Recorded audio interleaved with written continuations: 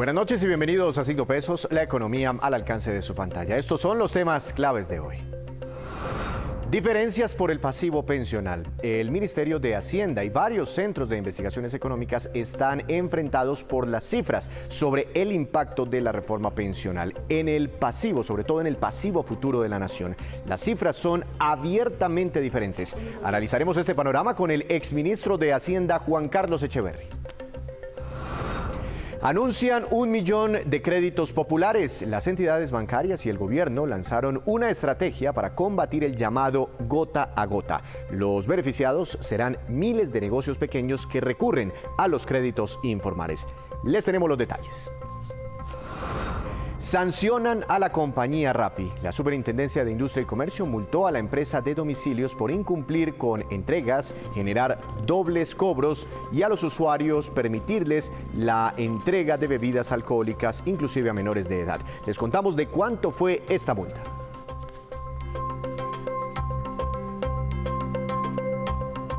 Y comenzamos esta emisión hablando de una gran polémica que se desató en el país por cuenta de las diferencias enormes en las cifras sobre el pasivo pensional que generaría la reforma pensional que ya inició su trámite por el Congreso de la República. Mientras varios expertos dicen que aumentará a cifras inmanejables y peligrosas para la economía, el Ministerio de Hacienda asegura que esos analistas están equivocados y que ese pasivo al contrario, bajará, se reducirá. Doctor Juan Carlos Echeverri, exministro de Hacienda y exdirector de Planeación Nacional. Buenas noches, bienvenido a Signo Pesos. ¿Cómo le ha ido? Hola, Víctor, qué bueno estar aquí en Signo Pesos de nuevo. Muchas gracias. Doctor Echeverri, pues bueno, usted fue presidente de Ecopetrol, fue ministro, director de Planeación, pero también es un académico muy reconocido. Como si fuera un profesor, explíquenos aquí a todas nuestras audiencias, ¿qué es eso del pasivo pensional? Pues vea. A ver, las pensiones son las contribuciones que hacemos para la vejez. ¿Qué es lo que pasa? Que las pensiones que contribuimos pues no alcanzan para cubrir lo que nos van a pagar después. Entonces el gobierno tiene que cada año sacar plata, bien sea de impuestos o de deuda, y llenar ese hueco. O sea, el hueco hoy por hoy son más o menos 44 billones de pesos. Entonces, ¿qué es lo que llamamos el pasivo pensional? Si este año son 44, el próximo año 48, así, etcétera, digamos hasta el 2070, muy lejos, incluso hasta el 2100, lo que hacemos los economistas es decir, bueno, esa deuda que se paga año a año, traigámosla a pesos de hoy y cuánto vale, ¿sí? Y la comparamos contra el PIB de hoy. Entonces, eso es lo que llamamos el pasivo pensional, que es el hueco el déficit no cubierto por los aportes a pensiones que tiene que cubrir el gobierno con impuestos o con deuda cada año, pero pues llevado hasta el futuro y traído a valor de hoy. Eso es lo que es el pasivo pensional. No sé si fui claro. Sí, perfecto, lo entendí muy bien, doctor Echeverri. Hay gente que dice que las matemáticas digamos, no tienen errores, no se pueden cometer errores con las matemáticas, pero sí, seguramente dependiendo del numerito que uno coja, se le puede dar una interpretación. Y por eso no sé si seguramente aquí le estamos viendo estas diferencias tan abismales. Estoy mostrando una gráfica, doctor Echeverri, donde ANIF, por ejemplo, dice que con la reforma pensional, si se aprueba tal cual como se radicó, ese pasivo pensional subiría del 120% del PIB al 250% aproximadamente. Asofondos calcula algo parecido, 224% del PIB sería el incremento de ese pasivo pensional. Pero Hacienda está muy lejos, el Ministerio de Hacienda, quien está respaldando este proyecto, está muy lejos de las cifras de arriba y dice que el pasivo pensional, al contrario, caería del 67,5 al 55,2% del PIB. ¿Qué de pronto no están teniendo en cuenta los unos y los otros? Pues bueno, dicen, Víctor, que hay mentiras, grandes mentiras y estadísticas, ¿no?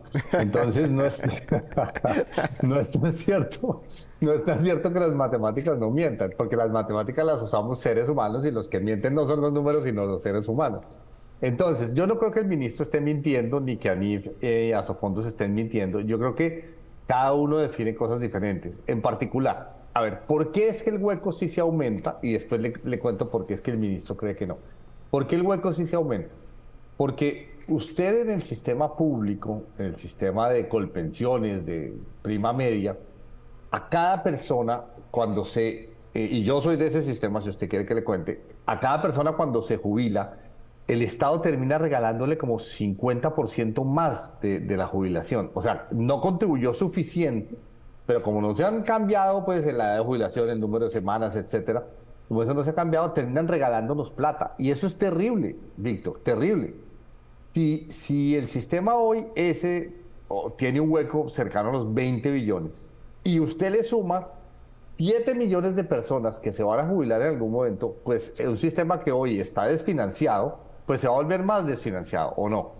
Claro. Eso es de bulto. O sea, si nos llevamos 7 millones de aportantes que hoy aportan al ahorro individual, a las AFPs, y la pasamos sus primeros 3 salarios mínimos, los pasamos a Colpensiones, y allí cuando se jubilen le regalamos plata, pues el hueco de hoy se va a aumentar. Entonces, esa es una verdad de apuño por la cual las cuentas del ministro suenan raras.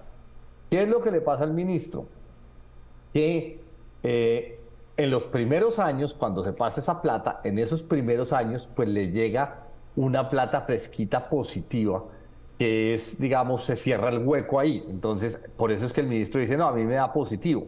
Sí, pero es que acuérdese que además de eso, el gobierno se va a gastar esa plata porque le va a regalar o con 220.000 pesos o un poco más a 3 millones de viejecitos pobres, ¿se acuerda? Sí. Entonces, esa plata ni siquiera va a alcanzar, sino que el gobierno se la va a gastar ahí mismo.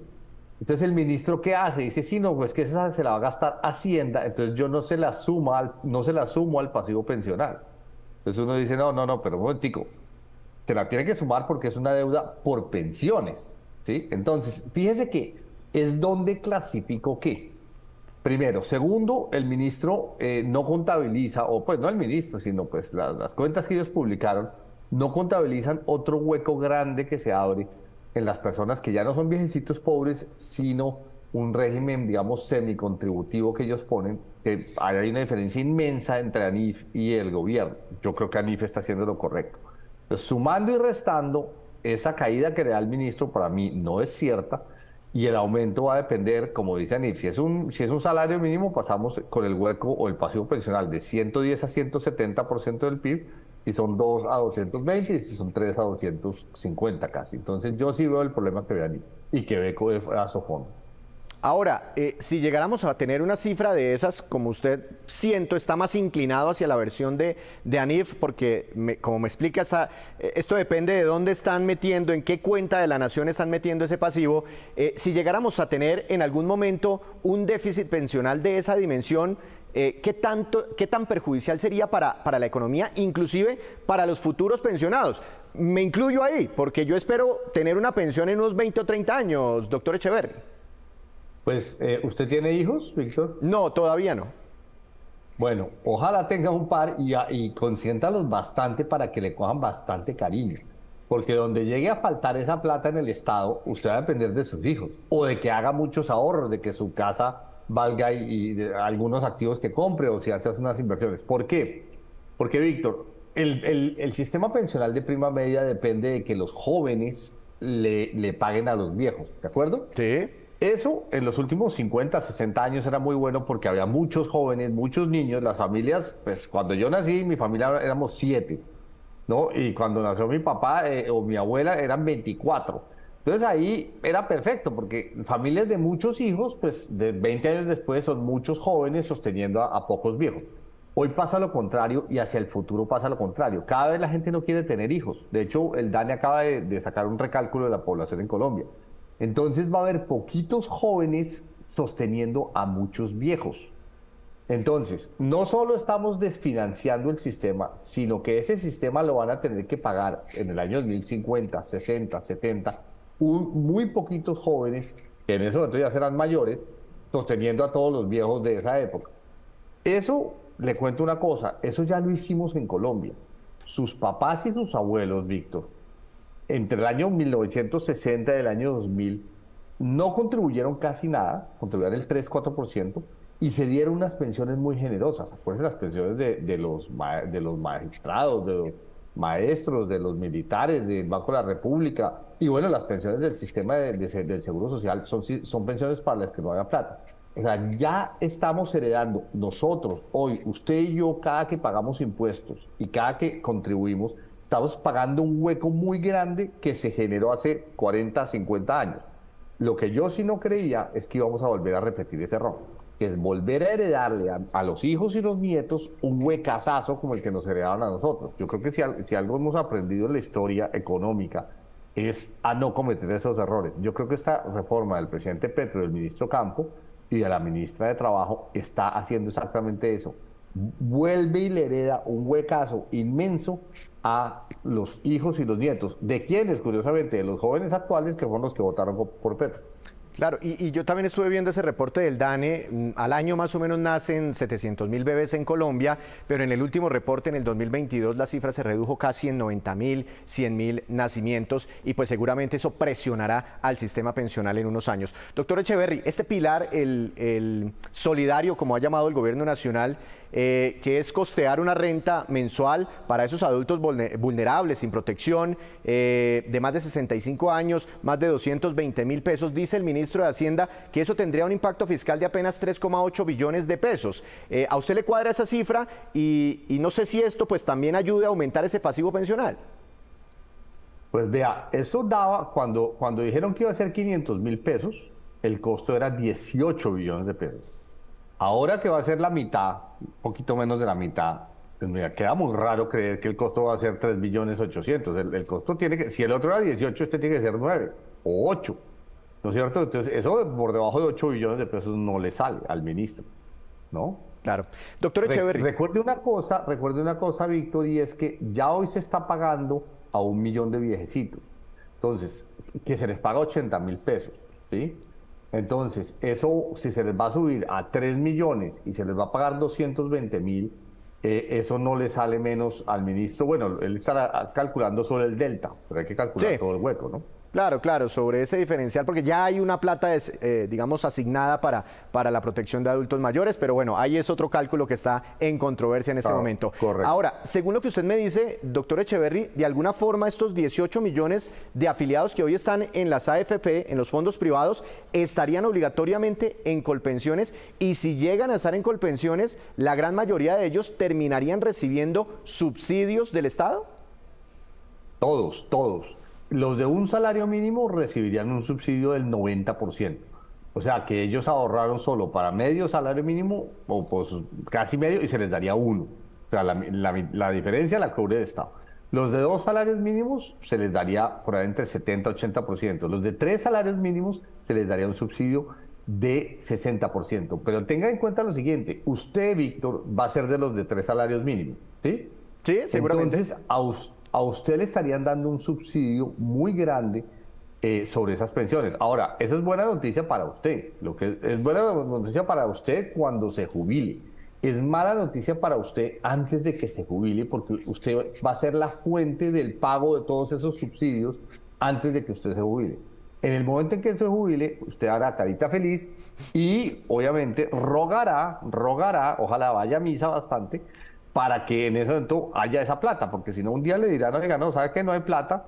Ya las empresas se cansaron de esto, no hay tantos jóvenes, no hay tantos niños y no hubo plata para pagarle a usted.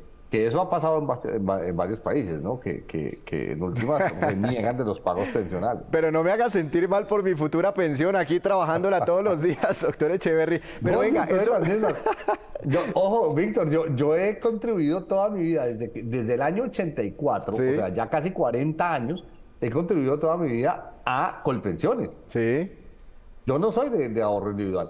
Y espero que cuando me jubilo, que ya no me jubile, que ya no me queda mucho tiempo, espero que mi pensión esté ahí. Pero dentro de 20 años, 30 años, no sabemos. Claro. Una última pregunta, doctor Echeverry, pues aquí hay unos cálculos, como mirábamos hace un rato, del Ministerio de Hacienda, es la cartera económica. Uno tiende a creerle al Ministerio de Hacienda, a sus técnicos, pero si de pronto están, digamos, interpretando mal las cifras, no podrían incidir al Congreso de la República tomar decisiones de pronto no muy bien informadas, aunque hoy escuché al ministro de Hacienda y él se sostiene y él dice que esas son las cifras correctas y que ANIF y que Asofondos son los equivocados.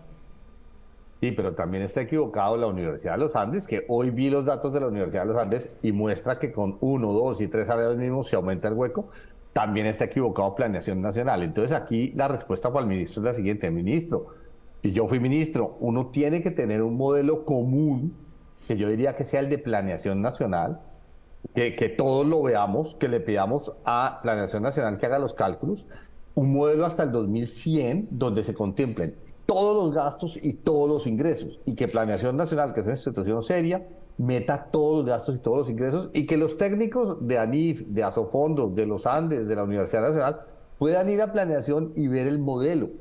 Y con base en eso discutimos. Lo que sí es muy fregado es que usted tiene una calculadora Casio para usar a Shakira y entonces le da unos cálculos. Otro tiene una calculadora Ferrari. Hay otras calculadoras que son Cadio. Pero les Sí, entiendo. no puede ser que cada uno con su calculadora escondida esté sacando un cálculo y peleando. Hoy hubo un debate entre economistas en un chat que hay, en que dijeron, no, es que la definición de una cosa es una cosa, de otra cosa es otra cosa. Y dije, sí, momentico, pero es que el ministerio lo llama pasivo pensional, y ANIF lo llama con el mismo nombre, pasivo pensional, y los Andes también. Entonces, no puede ser un diálogo semántico. A ver, ¿tú qué defines y tú qué defines? Somos economistas, pues son sumas y restas y multiplicaciones y divisiones. Pongámonos de acuerdo en el modelo. Cojamos un solo modelo. Yo propongo que sea el de Planeación Nacional. Pongamos un año, porque el de planeación lo estaban cortando en el 2050, pongámoslo hasta el 2070, 80 o el 2100, cuando sea. Usemos las mismas sumas y las mismas restas. Y ahí sí discutimos, Víctor. Pues volvemos al origen de la entrevista. Los números no mienten, pero pues ahí están las interpretaciones, los modelos, y le entiendo entonces también el ejemplo de las calculadoras. Gracias, doctor Echeverry. Como siempre, un gusto hablar con usted. Víctor, un gusto inmenso por tener en su programa. Bueno, que tenga una feliz noche. A propósito de la reforma pensional, la ministra de Trabajo, Gloria Inés Ramírez, estuvo hoy en el Congreso coordinando detalles sobre el trámite formal de este proyecto. A su salida, esto fue lo que nos contó. En la presentación que hemos hecho a los congresistas de la Comisión Séptima y a todos sus equipos de trabajo sobre los estudios actuariales que dieron base técnica y argumentativa para la reforma pensional. Entregamos hoy todo el sistema de protección integral para la vejez, desarrollando fundamentalmente que es un sistema unificado, que es un sistema complementario, que es un sistema equitativo y que es un sistema que va a permitir que efectivamente muchos colombianos y colombianas puedan tener una vejez con dignidad. Hoy entonces hemos creado la mesa técnica con la Comisión Séptima del Senado de la República y ya tenemos unas agendas y unos cronogramas y en espera a que ellos designen los ponentes de la norma de la reforma pensional para con base en eso empezar todo el proceso no solamente de comprensión, de entendimiento, sino también de escuchar nuevas propuestas que permitan precisar y afinar para que la reforma que tengamos al final sea la mejor para el país. Hacemos una breve pausa, pero cuando regresemos, espere, se acerca el plazo para que miles de negocios, inclusive millones, renueven su matrícula mercantil. Ya regresamos con la entrevista a la vicepresidenta de la Cámara de Comercio de Bogotá.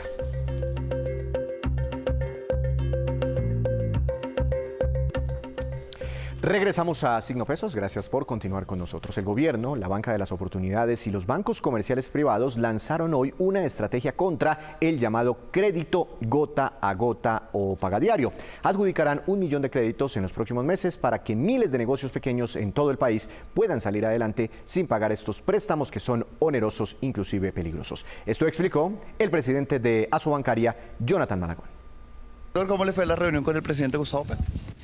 El Gobierno Nacional presentó hoy al país la estrategia de financiación de la economía popular, que no es nada distinto a entregar 1 millón de créditos a personas que durante los últimos 5 años no hayan tenido acceso a ningún producto de financiamiento. El sector financiero, en particular los bancos, suscriben las metas del gobierno. Consideramos que el proyecto está muy bien enfocado y del 1 millón de créditos, cerca de un 80% de los mismos serán finalmente desembolsados por la banca colombiana. ¿Hablaron de algún otro tema? Por ejemplo, volvió a reiterar ese tema de bajar las tasas, que ustedes le ayudaran con eso, que ha sido muy insistente. Ha sido muy positivo para la economía en este momento, cuando se prevé que llegamos al tope de las subidas de tasa de interés por cuenta del Banco de la República y que las perspectivas inflacionarias para el segundo semestre son de una reducción en los niveles de precios. Es un buen momento para anticipar el cambio de política monetaria y reducir las tasas de interés. Será una manera, sin duda alguna, para estimular la economía en el segundo semestre y que el proceso de desaceleración aceleración que ya vemos materializado no se traduzca en mayores tasas de desempleo. Doctor Malagón, sobre el tema de economía popular, ¿hay cómo podría funcionar un poco en el sentido de que por supuesto son organizaciones pequeñas, ustedes por supuesto en los bancos necesitan algún tipo de garantías para esos préstamos? ¿Cómo se modificarían esas exigencias para facilitar ese acceso al crédito de la economía popular? Colombia ha avanzado de manera decidida en el acceso a productos financieros. Hoy más del 90% de los colombianos tienen un producto, pero solamente un tercio de ellos tienen un producto de crédito. Lo que queremos es que la revolución que hemos visto en bancarización por el lado del ahorro y por el lado transaccional llegue ahora al crédito. Para eso el gobierno de manera acertada ha pensado en distintos instrumentos, por ejemplo, líneas de redescuento, garantías del Fondo Nacional de Garantías, y eso sumado a la meridiana disposición de la banca de llegar a este segmento, de seguir llegando a estos segmentos, va a permitir que incluyamos financieramente a cientos de miles de colombianos durante los próximos 3 años. Hablaron un poco ¿Cómo va a funcionar eso? Es decir, ellos cómo pueden acceder, cómo pueden estas personas justamente tener estos créditos. Los detalles los está contando justamente el gobierno en el marco del lanzamiento, pero fundamentalmente es la mezcla de varias cosas. Lo primero, que las personas no hayan tenido productos financieros del lado del crédito durante los últimos 5 años. Lo segundo, que tenga una actividad productiva, bien sea urbana o bien sea rural. Y con esto el gobierno sirve como garante de esas transacciones y la idea es que la banca pueda desembolsarle a personas donde su track de uso de servicios financieros no tengan, por lo tanto, digamos, CIFIN, ni data crédito, ni registros, ni información exógena, pero que sí hay unos patrones de consumo que nos permitan recoger hábitos de pago de estas personas. Entonces queremos que venga acompañado de modificaciones de Open Finance, de Open Data y originar créditos de manera distinta. ¿Hasta cuánto les pueden prestar? Serán créditos de hasta 4 millones de pesos por unidad de negocio. En más información, la Cámara de Comercio de Bogotá está haciendo un llamado a sus cientos de miles de afiliados para que renueven la matrícula mercantil. Y pues aquí vamos a explicar esto en qué consiste, porque además este trámite está a punto de su vencimiento. Doctora Constanza Puentes, vicepresidenta de Servicios Registrales de la Cámara de Comercio de la capital. Buenas noches, bienvenida a Signo Pesos. Buenas noches, Víctor, ¿cómo está? Muy bien, ¿y usted? ¿Qué es eso el registro mercantil? Le llaman unos, otros le dicen la matrícula mercantil. ¿Ese documento qué es? ¿En qué consiste? La matrícula mercantil, Víctor, es el registro que certifica la existencia de los negocios y es la carta de presentación de todo empresario o comerciante ante terceros o ante las personas que quieran realizar acciones comerciales con ellos. ¿Es obligatorio para cualquier negocio? Sí, Víctor, cualquier persona que desarrolle una actividad comercial tiene que tener su matrícula mercantil y obviamente hacer su renovación de la matrícula mercantil antes del 31 de marzo de cada año. Ah, es decir, ¿tenemos plazo hasta este viernes para renovar la matrícula mercantil? Sí, señor, este viernes 31 de marzo vence el plazo para renovar la matrícula mercantil y obviamente tenemos muchos beneficios para los empresarios que hagan su renovación oportunamente. ¿Beneficios como qué? Mira, dentro de los beneficios que tenemos nosotros están, primero, 2 pasaportes para Mundo Aventura, descuentos de hasta 600.000 pesos en nuestros diplomados online, pero además tenemos un portafolio de fortalecimiento empresarial diseñado especialmente para los empresarios, para, por ejemplo, enseñarles a acceder fácilmente a créditos en el sector financiero, ayudarles a hacer crecer su negocio y tenemos otros programas diseñados a la medida de cada empresario para ayudarlo y acompañarlo en su crecimiento. Yo sé que usted trabaja en la Cámara de Comercio de Bogotá, pero pues a nosotros nos ven a nivel nacional y pues bueno, por internet esto llega a muchos lados. El viernes también vence el plazo máximo para renovar la matrícula mercantil, no sé si usted sepa, en el resto del país. Sí, Víctor, este es un plazo para todos los empresarios en todo el país, tienen el plazo hasta este viernes 31 de marzo para hacer la renovación de su matrícula mercantil y los beneficios ya dependen de cada Cámara de Comercio, pero el plazo es único a nivel nacional. Hace muchos años tocaba ir a hacer fila a la Cámara de Comercio y eso era un desorden. ¿Hoy en día es más fácil? Claro que sí, es muy fácil, invitamos por eso a los empresarios a ingresar a nuestra página web www.ccb.org.co y hacer su renovación de forma fácil, rápida y segura. Disponemos también de otros canales, pero los invitamos a que hagan uso del servicio virtual desde su negocio, desde su casa y lo puedan hacer muy fácilmente. Claro, cuando nosotros hablamos de empresarios y que están en la Cámara de Comercio, pues uno se imagina, ¿no? A la superempresa que tiene una nómina grande, pero no sé, las pequeñas panaderías, las peluquerías, las pequeñas ferreterías también deben renovar la matrícula mercantil o deben tener matrícula mercantil. Claro que sí, Víctor. Empresario es quien desarrolla una actividad comercial, por pequeña que sea o grande, es empresario.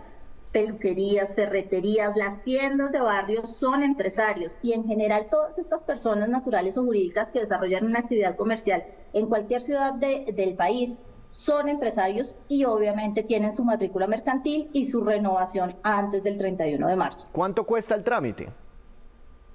Depende de cada empresa. Cada empresa tiene unos activos y con base en esos activos se les hace la liquidación del valor a pagar. La tabla de tarifas la encuentran en nuestra página web o en nuestras sedes, está disponible para consulta de todos los empresarios. Entiendo. Entonces depende del tamaño más o menos de la empresa, tienen una tarifa diferente. ¿Qué pasa si llega el 31 de marzo y no hacen la renovación? ¿Qué puede pasar con esa empresa, con esa unidad de negocio?